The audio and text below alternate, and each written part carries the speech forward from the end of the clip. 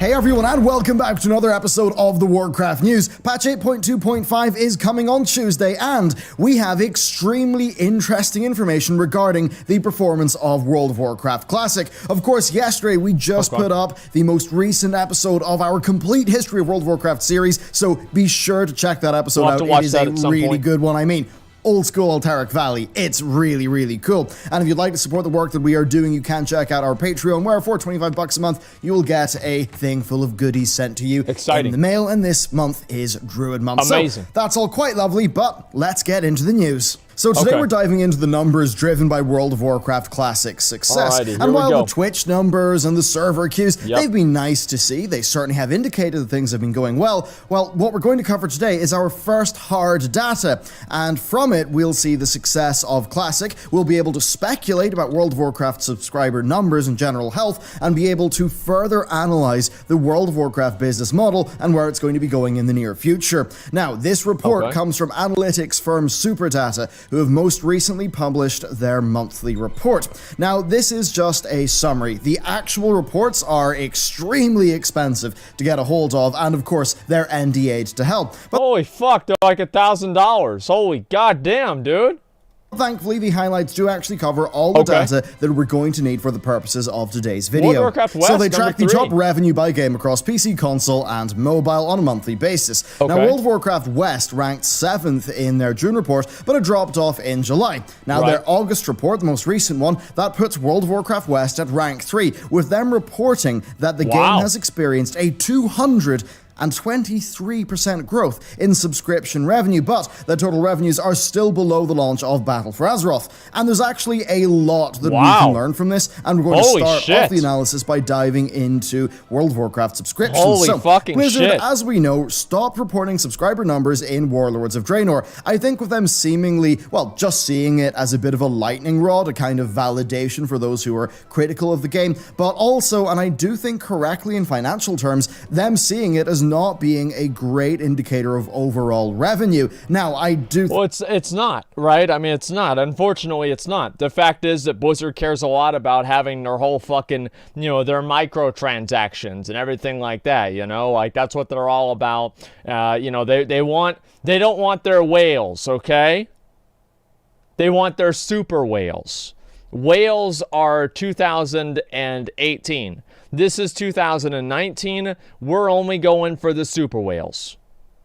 I think that's for the worst, but it is the case that World of Warcraft revenue is significantly, well, it's heavily driven by additional purchases past the subscription fee, and that is something that was noted in the post-Battle for Azeroth Activision Blizzard earnings call, where they noted the expansion saw strong participation in value-added services. So you really can't tell.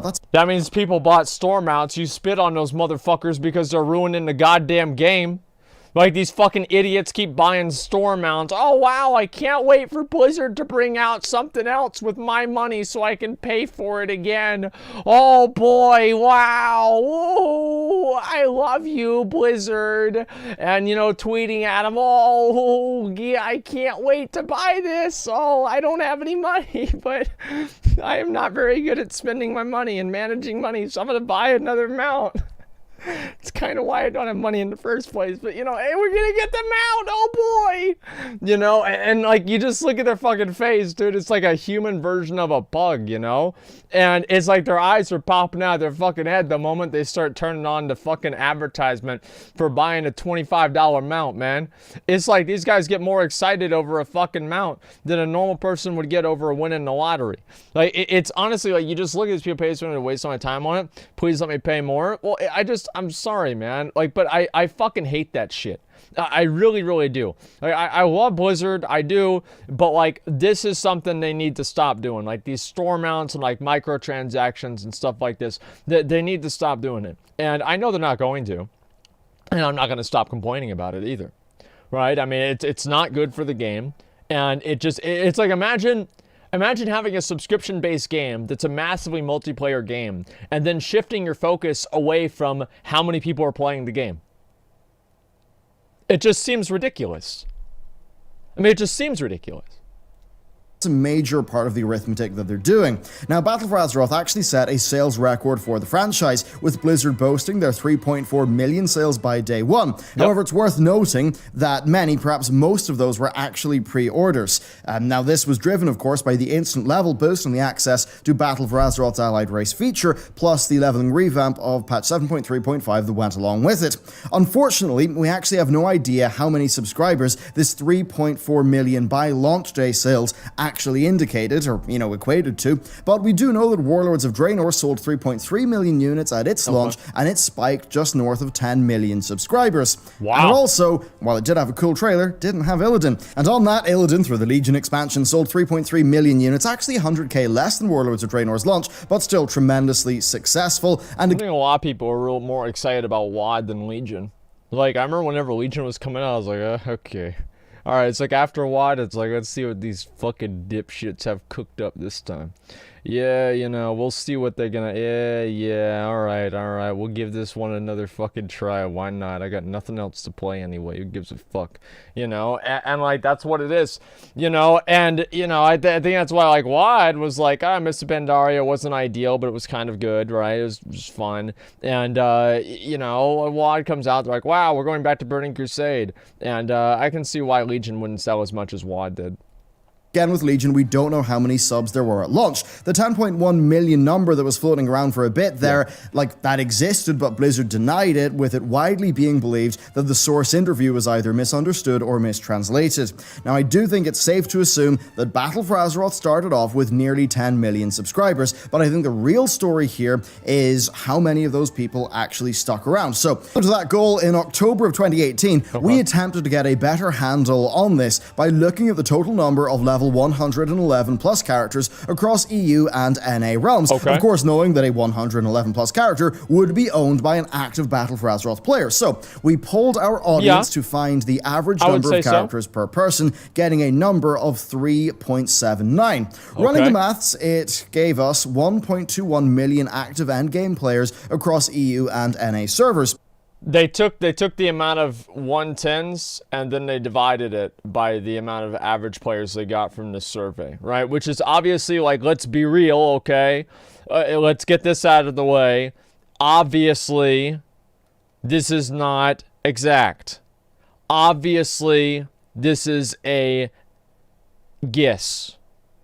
But I think the numbers and the methodology does make sense. However, it's worth remembering that because they're engaged with sort of World of Warcraft meta content, our audience will be more engaged than the average WoW audience. Yeah, I think so if the too. average was maybe 2 level 111 plus characters per player by October, then we'd be more like 2.3 million active endgame players of World of Warcraft. Now add in China and Korea plus non-endgame players, and you likely are looking at between 4 and 6 million retained players, though it really is quite hard to tell. What is relevant to us, though, is that the super data numbers are for World of Warcraft West, so that's where the 223% increase in subscription revenue actually happened. So how many subscribers will have stuck around to patch 8.2? Well, that bit is actually quite hard to tell, though many will have stuck around only on a technicality because they will have purchased the 6th month subscription promo back for the Dreadwake. Now, I never thought the 6-month thing, like... The only issue I have with the 6-month thing, probably the biggest issue I have with it, is the same issue that I have with pre-orders. Is that whenever you have a pre-order, you have a situation where the people that are fucking pre-order, that are selling the game, now have their sales secured for that period of time. So I think that it serves as a disincentive, or not as much of an incentive, to provide a good product because they've already secured a sale on the product. So I don't really know exactly if this is a good thing or not, but I think it's probably a better thing for Blizzard than not doing it. I just wish they wouldn't bundle it with a mount because I think that it devalues things in the game.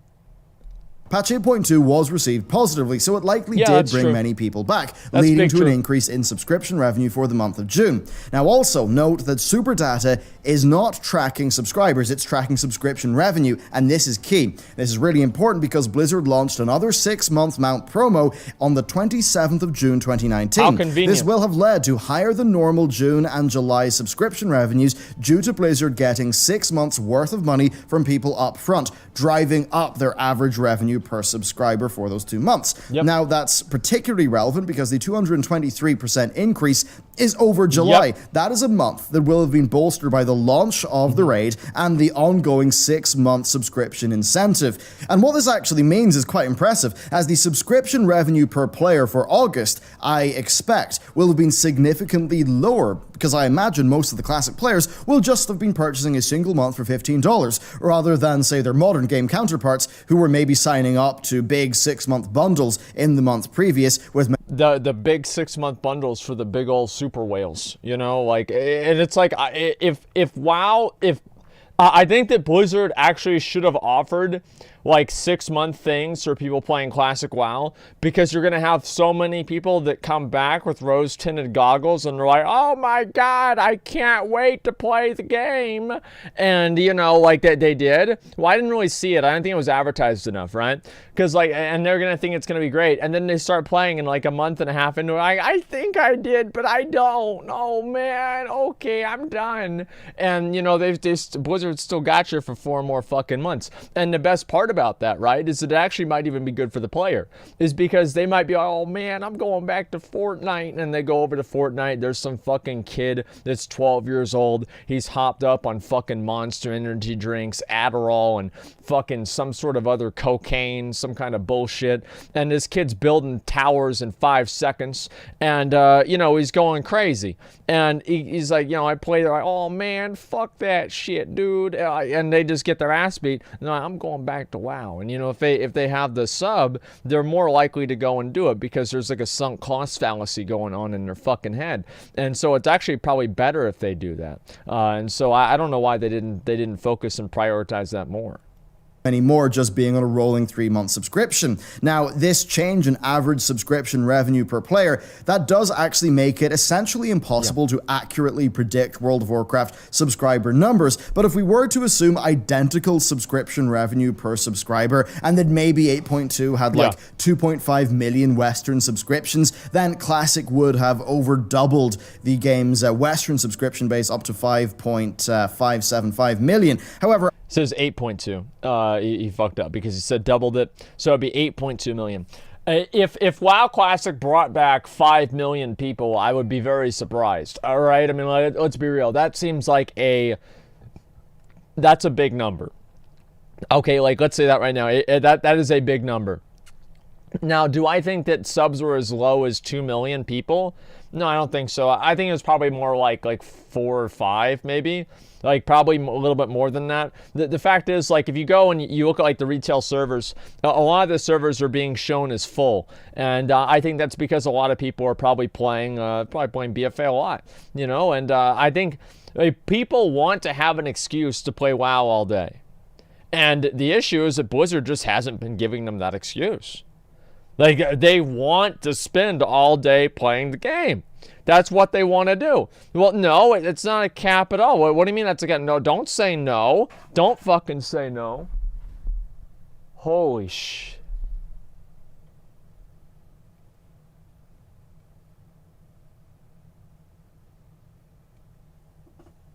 The drinks, like, they fell down a little bit. They were like this, and they fell down. And I just... I'm actually fucking, like, I'm worried somebody was, like, in my house. My dad came over and said, Zach, my refrigerator broke again. I need you to come over and fucking get ice for the refrigerator. I want to make sure that I want to keep my broccoli cold. It's like, fuck, all right, Dad. All right, you got to go get broccoli, you know. And, like, hopefully that, you know, hopefully that wasn't it. I turned around, man. It just the drinks fell down. That's all it was. Okay, let me start the video again. Sorry about that. As I said before, I do believe that number is actually a good bit higher. I would not be surprised, indeed, if Classic took them closer to 8 million, because, you know, the average revenue per subscriber will have been lower because it's single month, but it still got a 223% increase. Now, of course, this is not counting in China, where I assume Classic will have done quite well, given the game's pretty deep historical impact in that region. Now, revenue-wise, this is, of course, still a massive increase in subscription revenue, but it is less than Battle for Azeroth's launch. and that does make sense. That's not surprising. First, BFA cost $49.99 plus $14.99 for 1 month subscription. 3.4 million sales at $64.99 is a lot of money, $220 million. Plus, Activision Blizzard did note strong participation in value-added services relating to... I hate it whenever they say that. Jimsy, thank you very much for 20 gifted community subs. I appreciate that a lot, man. Thank you, Jimsies. Thank you very much, man. I appreciate it.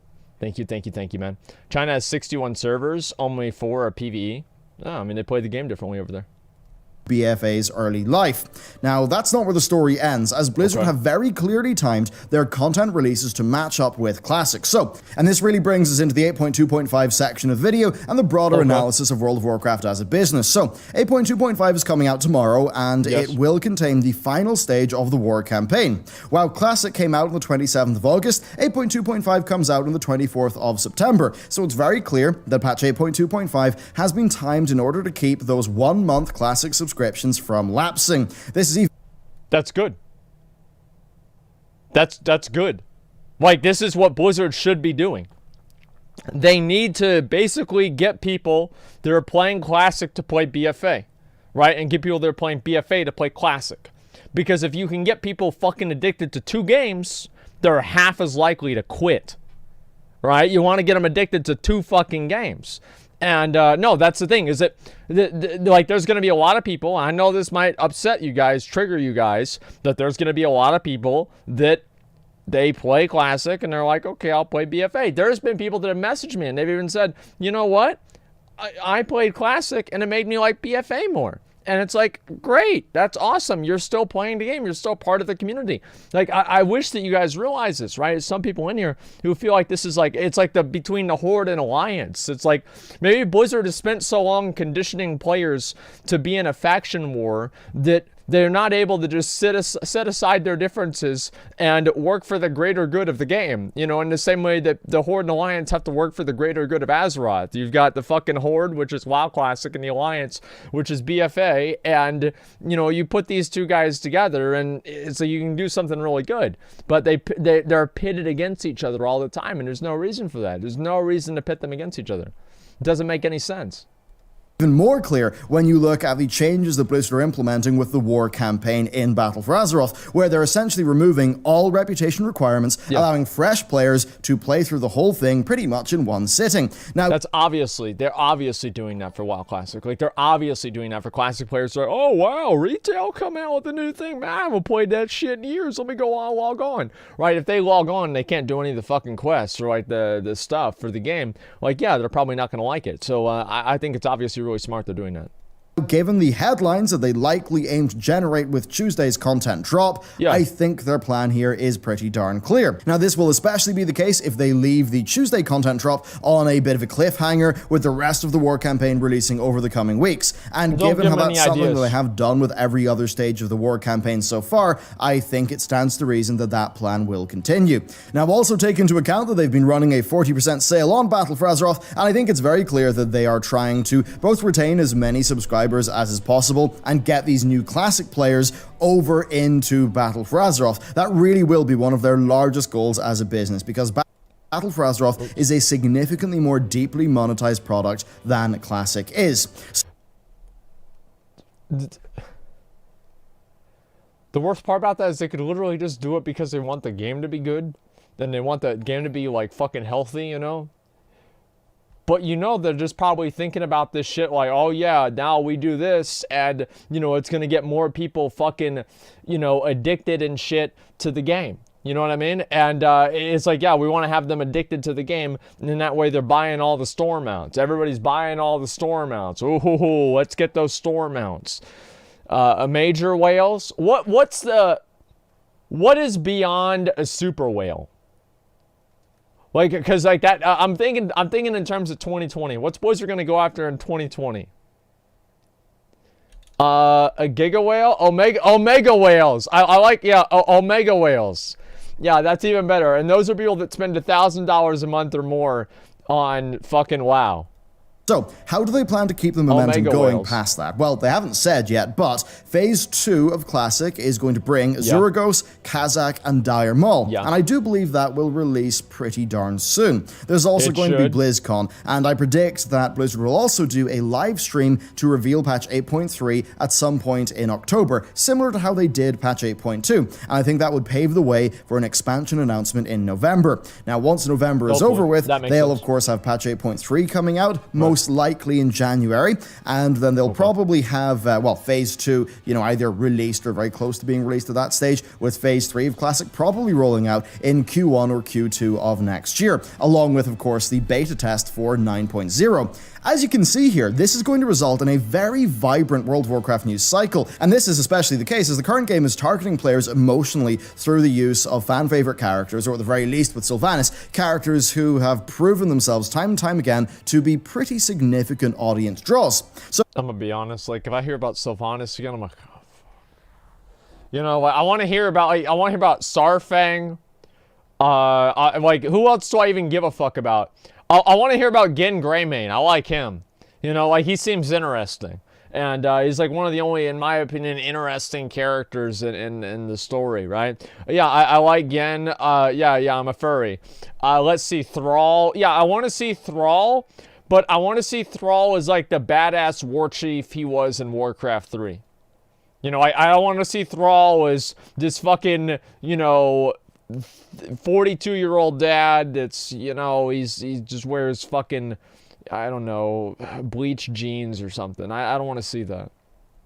So, overall, I do believe that Battle for Azeroth's second half will be significantly better than its first half, but I do think it will retain many of the fundamental gameplay issues that have hurt the expansion, and I think it will continue the rather divisive storytelling that has characterized the expansion thus far. While it's not a complete recipe for success, I do think it's going to be a strong one for engagement that will be backed up by the game, probably being a lot better. I mean, if 8.3 continues the positive trends of 8.2, I actually think it would be a very good patch indeed, that probably would be worth playing, He's right. He's right. 8.2 was good. For what it was, it did not make the game, it did not fix the game, but I think that it made the game better. 8.2, if you're gonna, who here is gonna say that 8.2 made BFA worse? I don't know. I really think that if you say that, you're a fucking moron. There is no way, man. Post stories, images on Instagram soon? Yeah, at some point, man. Let me see here. Poggers Champ is donated $5 a second. Popular World of Warcraft massively multiplayer online role-playing game has now exceeded 12 million players. Developer Blizzard announced today. The milestone was reached today after recent launch of the game's second expansion, Wrath of the Lich King. I don't think that really happened until ICC, though, honestly. Maybe I'm wrong about that, but I feel like it was somewhere around ICC. Okay, let me go ahead and I'll read the. I'll go to the rest of the video. Like how I think 8.2, pretty much was worth playing and was full of really good stuff. I agree. Now, add on top of that Classics engagement, and I think World of Warcraft is in for a rather atypical but strong period of performance. Now, the most important factor here will be 9.0, as its reception will either prove or disprove World of Warcraft's TikTok trend, with, Mists of Pandaria being great, WoD being bad, Legion being great, Battle for Azeroth being bad.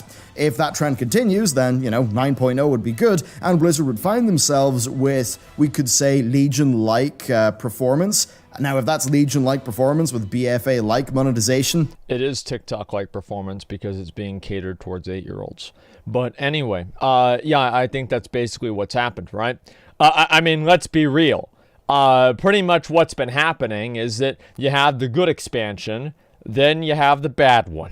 And then you have the good one, then you have the bad one. Now, we've gone through BFA. I think half of BFA sucked. If 8.3 comes out and it's good, BFA will be not saved, but I'll consider it fine. Fine. It'll be fine. Okay? Won't be good. It'll be salvaged. Yeah, I'm not going to say saved. It will be fine. That's going to be a lot of money, and they'll also have Classic doing quite well. And as skeptical as one may be towards Classic's long-term retention, it is true that things like gearing just do take a long time in Classic, and while it certainly will have a dip in players, I do think that events like Anchorage and Naxxramas will be large audience draws. Yeah, of course. As for the long term of Classic, I believe that BlizzCon 2020 will have Blizzard reveal their longer term plans. Now, personally, I've been hoping and long advocating for an old school RuneScape-like model where the game's development would actually continue with its original spirit being the guiding force there, so we would see new WoW Classic content. I think the TBC and Wrath servers would be fine, of course, but I think that past their release, they'd mostly be a dead end as far as the business model goes. And I think when Blizzard look at what they've got here, they look at the audience that they've captured, I've got to suspect that they'd rather have themselves running two highly profitable MMORPGs that have a solid content plan, long-term viability, and a strong cross-promotional element. So there you go. That's what I think about the 8.2.5 release date, and also the analysis of the recent Super Data report. Combine this with, I think, what we're going to see at BlizzCon 2019, and I mean, I do think Blizzard actually, I do think that Activision Blizzard's probably going to be going in a good direction. Now, I say that in terms of its stock price, not necessarily in terms of the quality of its games and the respectfulness of their business models towards. Okay, so what he's saying is that they're going to make more money, but the games are still going to have a bunch of microtransactions. I think that everybody knows that's true. The fact is that, like, yeah, of course that's going to be the case. But I do think that Blizzard, if they wanted to develop WoW Classic kind of as a parallel to current WoW, I'd be okay with that. I think that'd be really cool.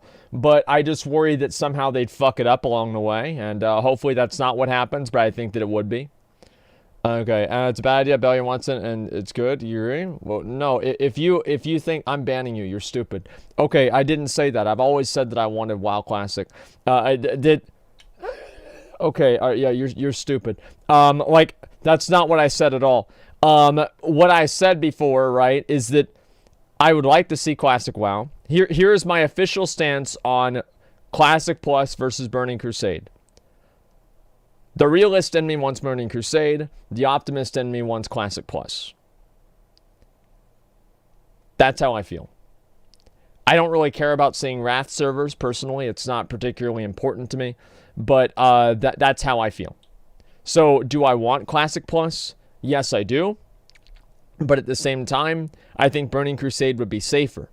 And also, I feel like Classic Plus would run into a number of confusing elements, such as going through and dealing with issues like the Lich King or Burning Crusade or Illidan, for example, but not in Burning Crusade or not in Wrath of the Lich King. So, like, how would they do that? I don't know. I think it just depends.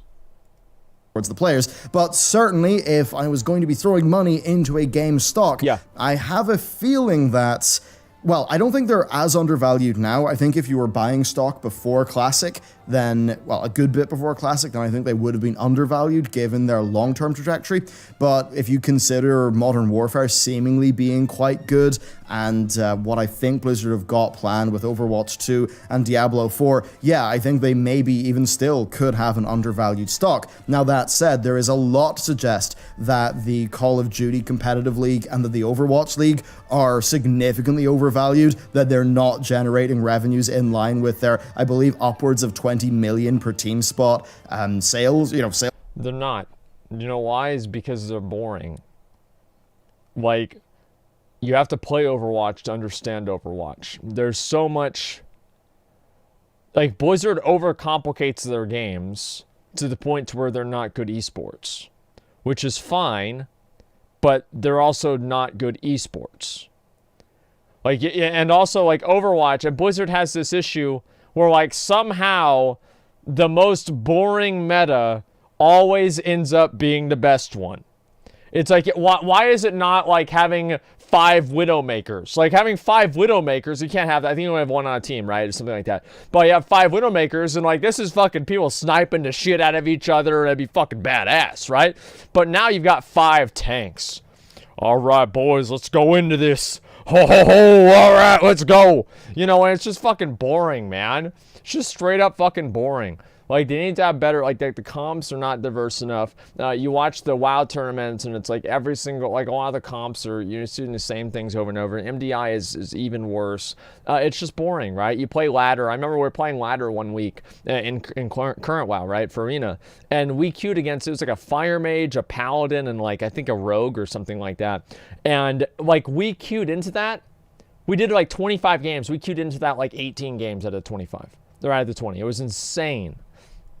Prices for the the team franchises. Yeah. So if that sort of esports angle to their business pops, I think that could lead to quite a large problem in terms of what the markets perceive. A lot of the esports money, I think that's hedged on very, very lofty expectations of growth. And if that is not achieved, then yeah, there's obviously going to be a bit of a problem there. But anyway, that's basically my thoughts here. And I suppose if you are interested in more of the business analysis stuff, do check out our second channel. Like, we release 5 to 7 videos there a week, sometimes even more, and you probably would enjoy that quite a bit. But anyway, that is it for this video. Of course, if you want to support what our team is doing, you can check out the Patreon, and then also the complete history of World of Warcraft, which we just put a new episode up for yesterday. Thank you very much for watching this video, and I will see you next time.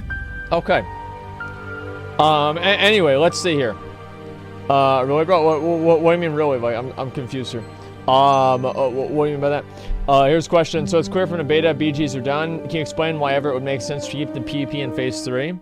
So they can artificially extend the excitement about the game. Like, that's obviously why. I mean, like, let's be real. Like, that's why they're going to do it. I mean, why are they not putting BGs in now so they can announce doing them later and get people to come back and pay for the game again? That's entirely why. Let's see here. I resubbed after 6 years for Classic. Makes sense. More than 2/3 of my friends list who used to play WoW, latest Wrath of the Lich King, are all playing Classic every day. Blizzard subs have more power up here, but subs mean more chances for monetization. Blizzard quick, we need more subs. That's about right. Bell, you're unable to say things simply. If you feel that way, then you're a simple person. Let's see here. I bought 6 months whenever Classic came out. I think it did more than you think. Yeah, I think so. That's the case too. Old trick, having Jeff Kaplan in the thumbnail always makes me insta-click. Yeah, that's true too. If you start Classic WoW, I might as well say goodbye to life. Good. And it sounds like we think we do, and we did. That's very true. Biggest issue with modern WoW's philosophy is they're trying to corner the market. It's already been cornered. Yeah, I know, man. That's very, very true too. Okay, so listen, I want to go